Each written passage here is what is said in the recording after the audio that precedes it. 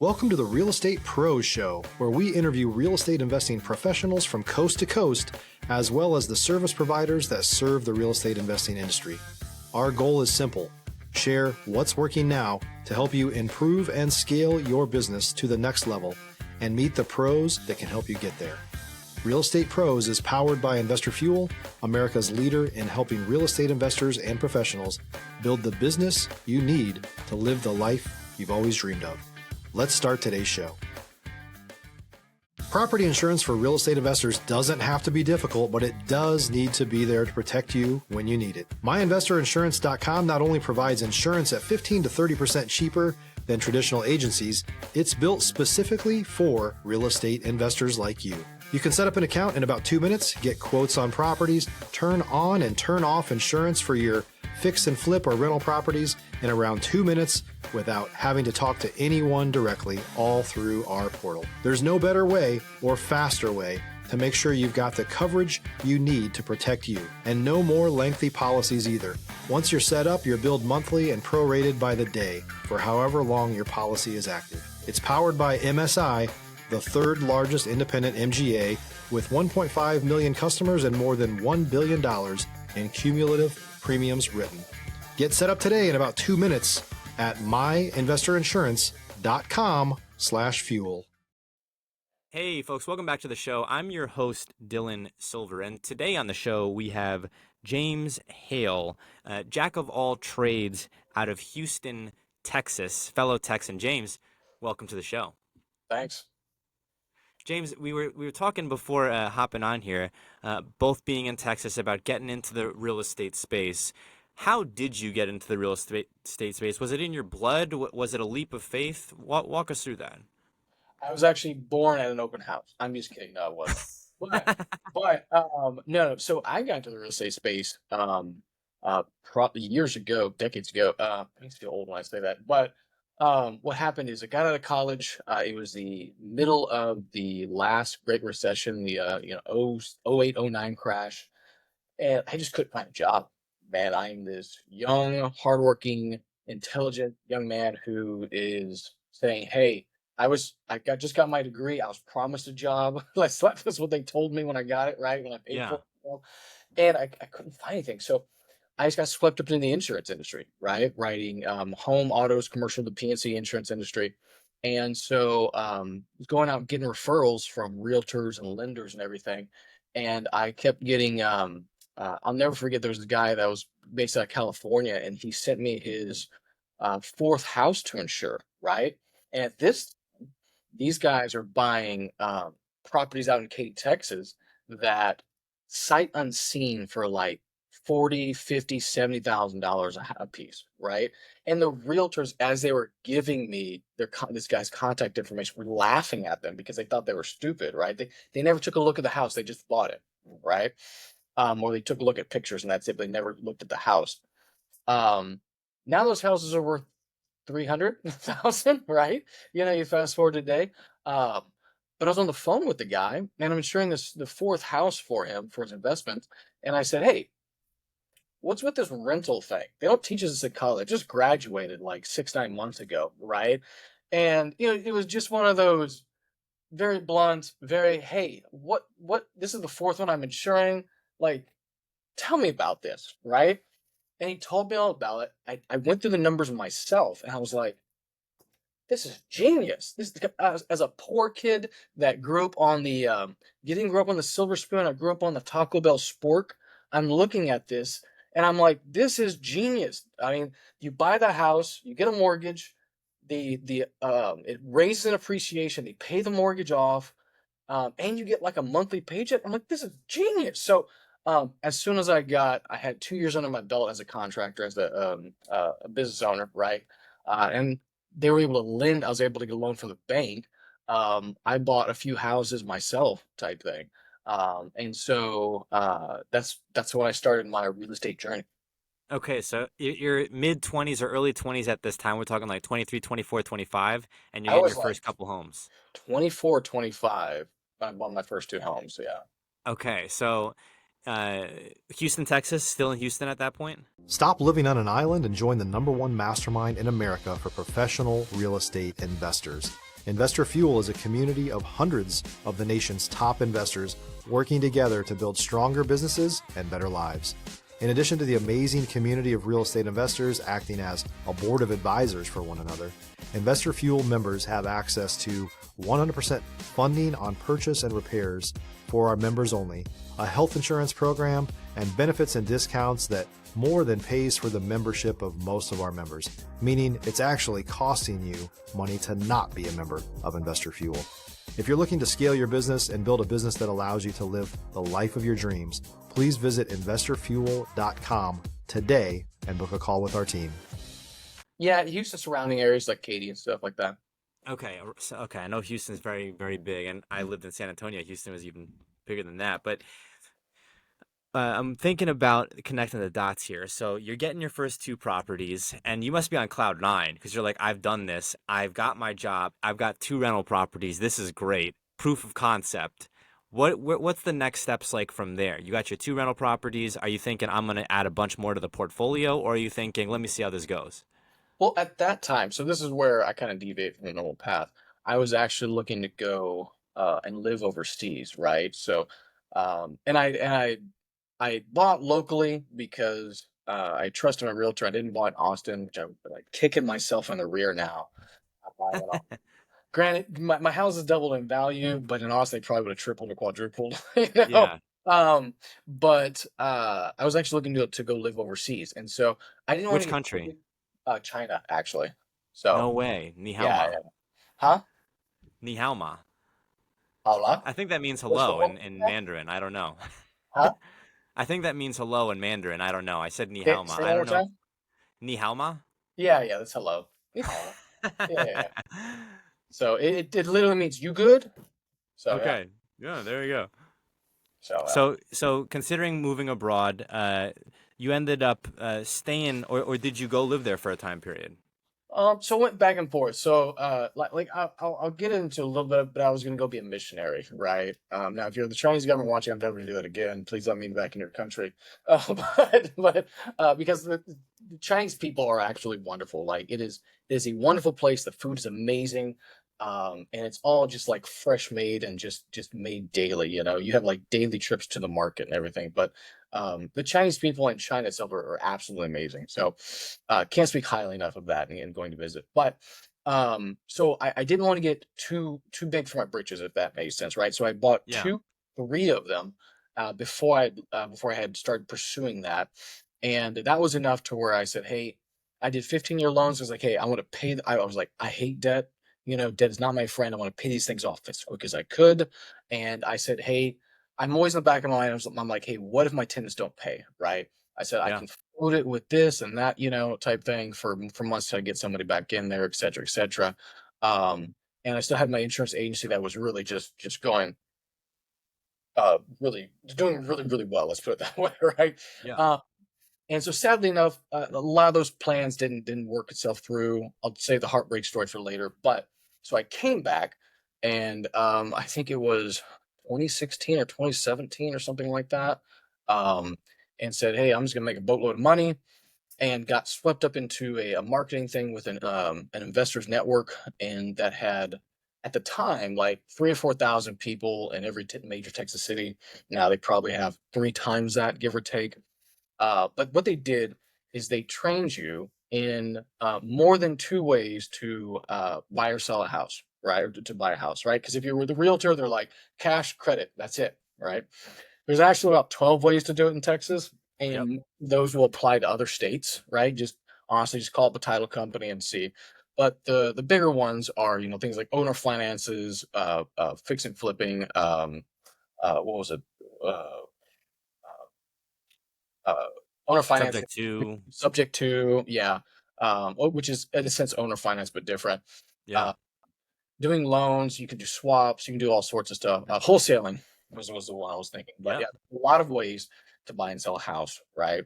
And so they gave me a lot of tools and kind of opened up a bit of um, the world of flipping, right? And this was big. This was Who was before. this? Was this a mentor?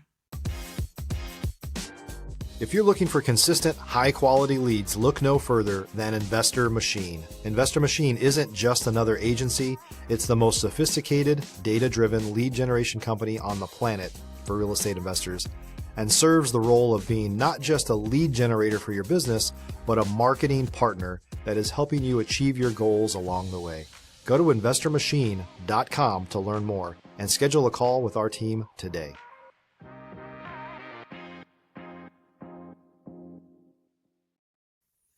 Yeah, it was a program that you paid for, that you got in, and it was Okay. good because not only did you pay for the education, but they did a monthly meet and greet at Hmm.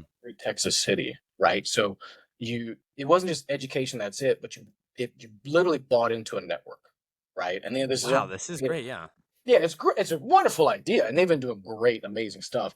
So it's kind of like the education got you in, and the network keeps you in, right? Because you had all partners, everybody you needed there. So I did that. I started doing fix and flips, wholesales, wraps. I did the Burr strategy before it was a thing, right? I was just like, yeah, this doesn't make sense. I mean, I got bought, rehab, rented, refi, did all that type thing before it was a thing. And so, yeah. And then you wait, keep going or what? But yeah, so I typically love to hear these stories about scaling, but your story is unique in a sense because you had two rental properties from the beginning, but you kept those effectively there. You didn't sell them, right? No, I didn't sell them at all. You kept those there. Well, I And sold them in 2022. okay, so you held them for years, and many For people a decade, yeah. would have been tempted to sell them. I can't tell you, James, how many people that I've spoken to who they sell their first deals almost immediately for profit and then look back and we're like, wow, how much would I have made if I had held it, till today? That's the biggest regret that I get from people is selling their first couple properties like as soon as they get them. So kudos to you for not doing that. Yeah.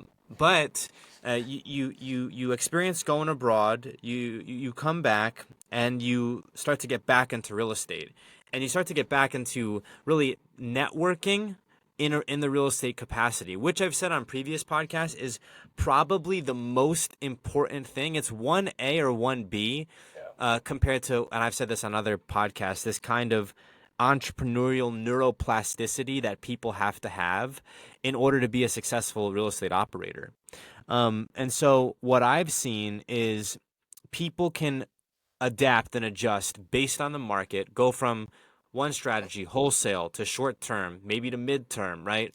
Rentals, I'm talking about. I've seen people go from that to note buying, hard money lending. And you would think that all that would be, several lifetimes worth, but people can seem to be able to do it in like 15 years in the real estate space. And so here you are demonstrating that as well. At this point in time, are you still doing insurance as well? Yeah, I mean, I am about 2 years away from grandfathering in my license, so I'm in it for the long haul, right? I'm like, Okay. I do the AC, which is hopefully another renewal or two type thing. So yeah, I Yeah. mean, and insurance is one of those things that is parallel and it's very consistent and actually kind of goes in my story what I'm doing now. But you're right. So if you're new to the game, or if you're been in it for a while and things are just getting like sticky and things aren't working as well, um, you feel free to try the things, right? Like I had my few properties and I joined this group, and what I tell new members of the group is like just try everything and you'll figure out what your niche is, what you like, what you don't, because all Yeah. these things make money, right? Yep. That's what we're here to do. We want to do better for ourselves, better for our family, better for others. We want to be a go giver, as the book is called, and you have to be Hmm. able to give and go and do those things, right? So all these things are going to make money, right? They're going to have varying levels of risk, and so you can pick and you can major and minor, or say, hey, I'm majoring in this, and if the deal comes through and this looks better, I'll just switch over to do this. Like a good example with your uh if you sold your first property, don't feel bad. There's always more to buy. Number one, Yep. okay. But my thing is all about weighing the costs and what I mean. So one of my first deals that we did was lending, right? I just partnered with another guy and we lent on it, and it turned out great because the guy kept renewing because they had this is the only time inspectors, city inspectors come in handy, right? The city inspector kept delaying, so we had to renew the loan, and so we kept making points and interest on it, and he walked out making money. So in the end, because he got such a Everyone was good happy. deal. Yeah, so everyone made everyone made good money. But I was lending with another person, and this is actually in the Dallas DFW area. And she was in our network and everything. She was a little new, but she was a realtor, so she knew some stuff. She bought this house, and since she was a realtor, right? They're like, okay, before we rehab it, let's just throw it online right now, just see, right? Just see. If you're a new or newer real estate investor looking to launch or grow your real estate investing business, please check out Investor Fuel Club. It's a coaching community, but unlike anything you've ever seen before.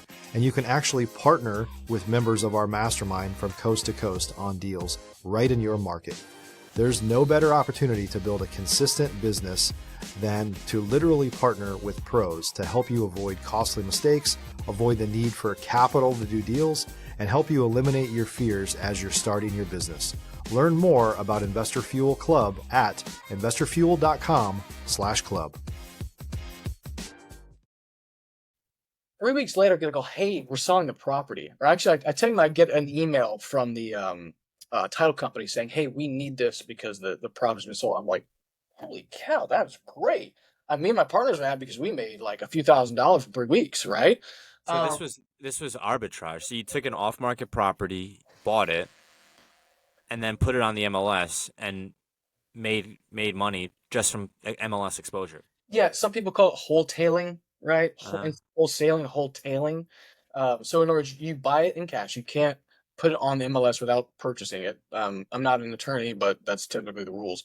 And then once you buy it in cash, before you do anything, you just throw it on MLS to see if someone can give you an offer that's worth it, right? And I was lending on this, so I wasn't the actual person doing it. But she talked to me, I was talking to because she was new to the program and new, and she was like, we would have made like 60 or 70,000 on it if we would have like rehabbed or whatever. And I'm like, girl, show me numbers. She's like, she made about 40 grand in 3 weeks.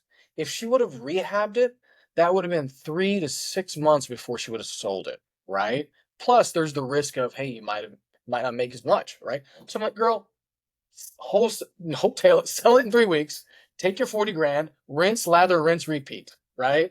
So my point with that story is it all turned it depends what you do with the deal, right? How creative yeah. you are and what it is. In that scenario, if she was just gonna make 15,000 on it, but she could make 60 or 70 if she flipped it, I'd be like, it'd probably be worth flipping. If she's making two-thirds of the amount just in 3 weeks, just by signing some paperwork and not having to swing a hammer or hire someone, Yep. do that. You Do know, that. go and use your time to hunt for more deals, right? Because it's not about just finding your one or two deals. If you're gonna do this, you need to do that every month, right? Let's dive in there, James. So you have now multiple strategies: hard money lending, finding the deals yourself. You have your rental properties. Was there one preferred method at this point in time for you, or are you agnostic as far as where the deals are coming from Currently, or we're talking about a few years at before. that point? At that At point, that, with this lady, because you mentioned hard money lender on that deal. yeah, yeah. Well, at that time, I think it was 2019, and I kind of saw the economy getting a little shaky, so we were just doing hard money because what we could do is we could lower our risk, right? Yep. Cherry pick the deals. I mean, you know what I'm saying? If it was too risky, it's like, not gonna do it, right? If it's a really good one, okay, we'll give you a really good deal. We just want to keep our money working in circulation. And so at that time, I had stopped flipping and stopped, doing buy and holds because people were paying astronomical prices. Like I would go to a wholesaler's open house and someone would bid like I'd do my numbers and everything, and someone would bid like 50% more of the actual profit that we're gonna make, right? So if like, hey, after rehab, you're gonna make, 10% or whatever, they bump their numbers up to 5. And I'm like, that's a little too risky for me, right? Yeah. And in my opinion, you saw the state of the economy because in 2020, we all know what happened. And if you had a business that was in the ocean or on the air, you were literally going bankrupt unless you had a bailout, right? Yep. I remember I was not negotiating with someone here in Houston about like beautiful property downtown Montrose, like, if, and uh, everybody stopped calling. I was following up, just doing my normal follow ups, which you got to Yeah. do, and everyone, I said, "Hey man, have you heard back from anybody else?" You know, you just start ask some of those crazy questions this time because this is the middle of COVID, right? And he's like, "No, the phone is dead." So I was like, "All right, I'm gonna let this die out a little more," because he wasn't budging on his price. I was like, "All right, I'm gonna hold, and get a better deal in the future," type Yeah. thing. Sign in now, but yeah. So you have hard money lending going into COVID. So you really saw that. What were the signs you predicted? Did you see COVID happening and you were like, okay, or did you see it before then? Gosh, I wish. But no, it was really cool. I just listened to people on YouTube on this whole thing, right? People like DiMartino Booth, people that are listen to the people that are smarter than you. If they've got like an egghead, if they've got if you look at them and they've got this glasses and shaved and they've got this haircut that just screams finance, just listen to them, see what they have to say, right? And people were talking about the economy was starting to overheat and such, and I kind of seen that, and then I'm listening to them, and I kind of seen that in my own because when I first started, market, and I'd be like one of 5 or 7 offers, Yeah. right? To these foreclosures or people that were motivated to buy, right? And then it got up to like, hey, I'm one of 15 or 20, okay? And then I'm one of 50. Who do you think you're gonna win? Or we had there was a saying from my group, you don't want to compete with stupid and win. Fair Hmm. enough, right? Yeah. If there's 49 other offers in there, you might win it, but if you everybody's gonna be tempted to push their numbers up, which what that does in real estate means, hey, I'm gonna take more risk, right? That's what it is, because you make the money when you buy, and so everyone's lowering their risk tolerance or raising the riskiness of the deal, and you just start to say, man, these aren't really the traditional numbers. This isn't the 70% ARV minus That repair. I was seeing. Yeah. Now What do it's we do? 80%. Now it's 85, and I'm like, Yeah. the heck? This is not, kept like if you look at rentals today, we'll might get into this is you look at Kawasaki, like one of the godfathers of real estate investing, right? And his 1% rule, Um, throw it out the window because the numbers don't work, right? So yeah. people justify it by, oh, you just need to make monthly. Like I just need to make $300 a month. That's it. Like that's $3,300 a year. That won't cover flooring once they move out. Yeah. Okay, I You know mean, what I mean? yeah, exactly. So I was looking at that, and I was looking at what I was doing, and I was like, man, this is getting really crap. Dicey. People are Yeah. making other competitors are making bad decisions that are winning deals, right? And so I said, hey, I'm just gonna like, you can do 2 things, well, 3 things, right? One, you can market a ton more, and you can just do more volume and just get the same piece of business, but put more into marketing and trying to find deals, right? Number two, you can be risky with them. You can say, hey, I'm going to push my numbers up. I'll do 85% of ARV minus repairs, maybe 90% because I'm going to buy and hold it or whatever. And real estate always goes up, whatever, like whatever you want to say. Or number three, you can just step out, right? Or find something else to do to make money and just wait for the market to come back down to reality, right? Uh, Yeah. those are kind of your 3 options. At least those are what in my eyes. And Which one of those did hard money fall into? it fell into the third category in a way because kind of like a first and third category because I could pivot and switch things still in real estate, still using the knowledge of the rehabs and everything because you got to check these people's numbers because you know um and then but I could cherry pick the deals, right? And there's still competition. Yeah. That time you're like, hey, the deal, if I feel the deal's good enough, they're doing the work, I'm just signing paperwork and doing the deal and getting the points, and I'm not making, am I making as much as a flip? No, but my risk is lower and I'm preserving my capital at this time, right? While still Yeah. making money. So it's kind of a mix of the third and the first. It's really a win-win. I've seen so many flippers go from being flippers to note buyers, hard money lenders, specifically now, which leads us to today. Catching us up to speed here, James, you go from 2019, COVID, 2020, you know, lots of COVID. San Antonio, Texas was actually ground zero for COVID. So I was Really? there at the time. I want to say it was North Park Mall. They brought a cruise line of some kind, somehow the people there to San Antonio, um, and it broke out of the military base. And then I believe it was North Park Mall, the one with the boot.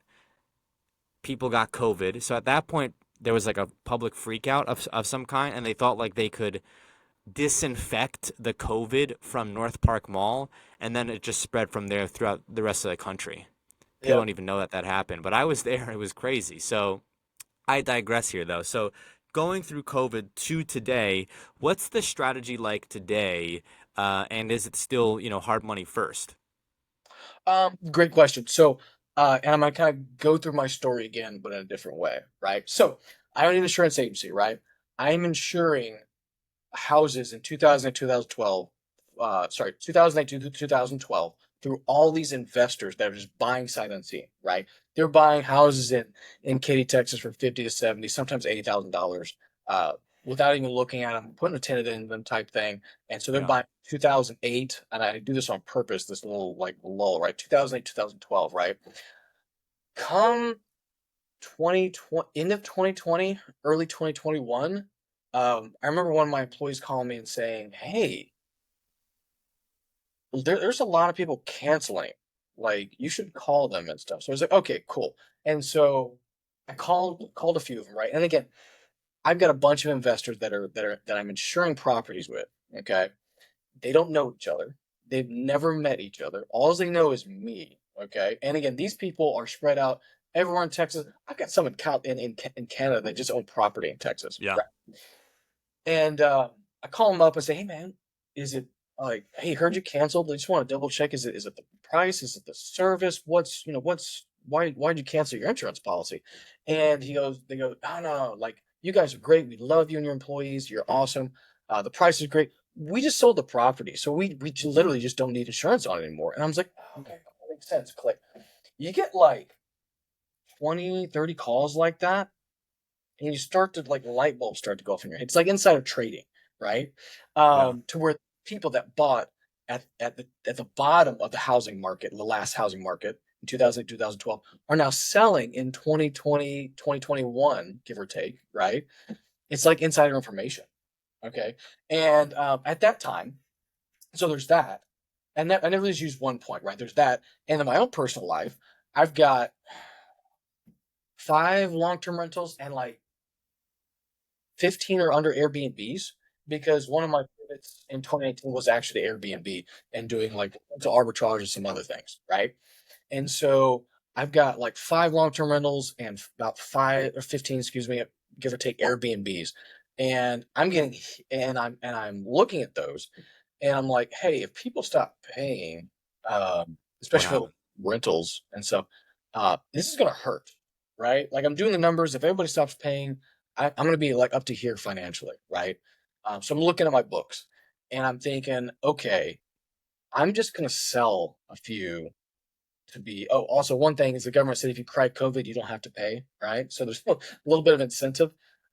So all those things matched together. I said, I'm just gonna sell a property or two just to make myself feel comfortable. Make sense? Yeah. And so I did that.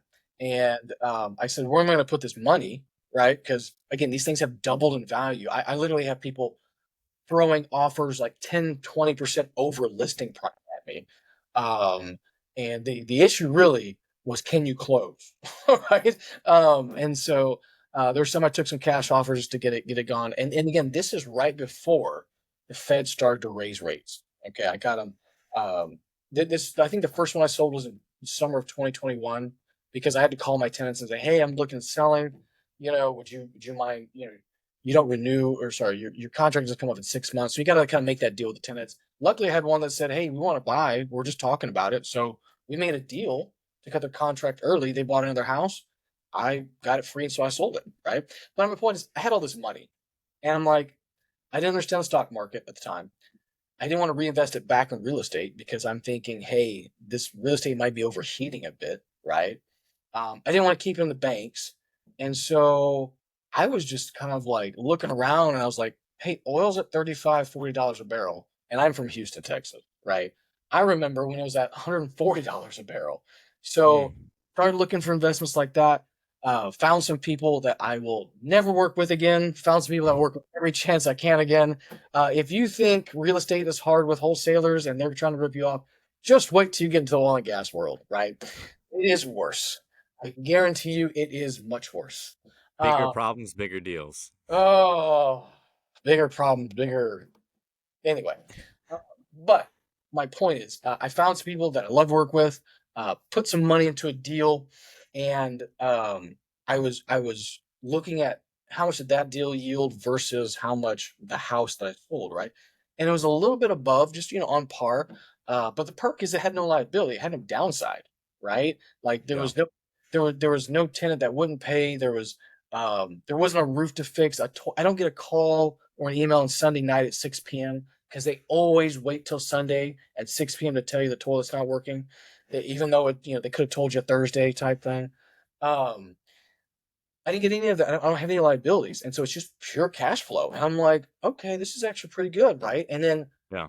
And then I get a check for double it, and I'm like, oh, this is kind of cool.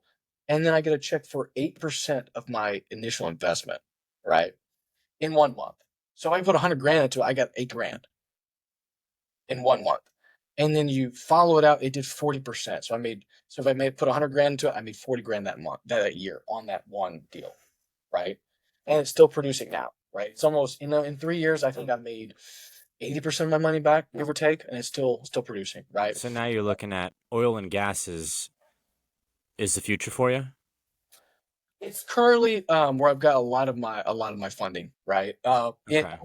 keep an eye on it, but right now it's one of those to where it's like it's going strong, and I like it because one, I know over time the yield is there. Number two, it's liability free, right?